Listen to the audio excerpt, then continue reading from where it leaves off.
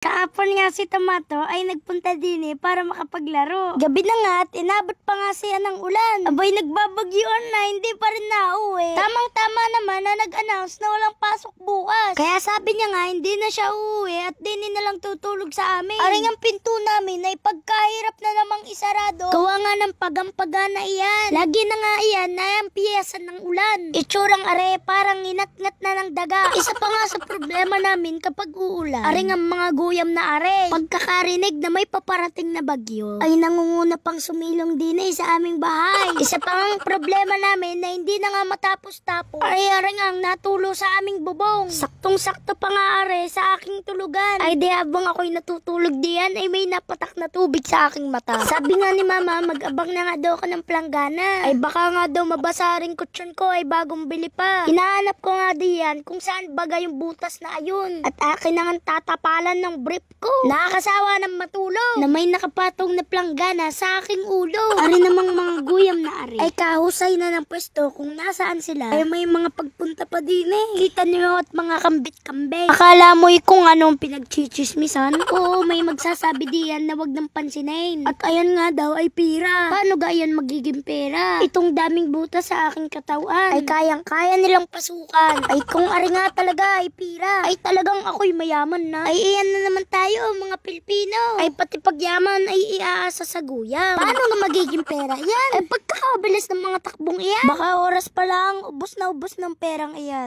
Siyempre dahil vlogger tayo, lahat ng mangyayari dapat ma-record yan. Kulang na nga lang ang pagligo ko ay sama ko kahit naglilindulan na diyan. Siguradong halos lahat ay maglalabas ng cellphone at mas uunahin pang mag-video. Ari nga nagtulong na kami ni mama ilipat itong mga gamit ko. At ari ang mga damit ko ay baka pasukan pa ng guyam. Ay nadidini din ang mga brief ko ay baka pag iyan ay sinuot ko ay hindi ko na nga din alam kung ano ang aking kakamutin. Ari ang mga uniform ko at mga jacket ko. Napansin ko ay Diyos ko pa! Ay sandamakmak na guyam na are. Ay nakakakalabot ang itsurang ito. May maisuggest ga kayo kung paano maalis aring mga are? Hindi naman sila yung guyam na nangangga. Ay nakakakilabot din kapag ikaw ay ginagapangan. Bukod na doon ay pagkakaasim nga ng amoy nila. Hindi mo maintindihan parang may pagkaamoy ng paa. Kung hinahanap nyo nga si tatay ay wala nga din At siya nga ay may pununtan nga saglit. Pero ng mga oras na yan ay natawagan na nga namin. At kami nga ni mama ay hindi na magkaintindihan din Naglilipat ng gamit, may natulo sa bubong, may mga naggagapang ng guyam. Nalabas-pasok na din sa aking ilong. Kanina pa ang chat ng chat si tatay na on the way. Ay saan ka namang lupalop galing iyan? At talagang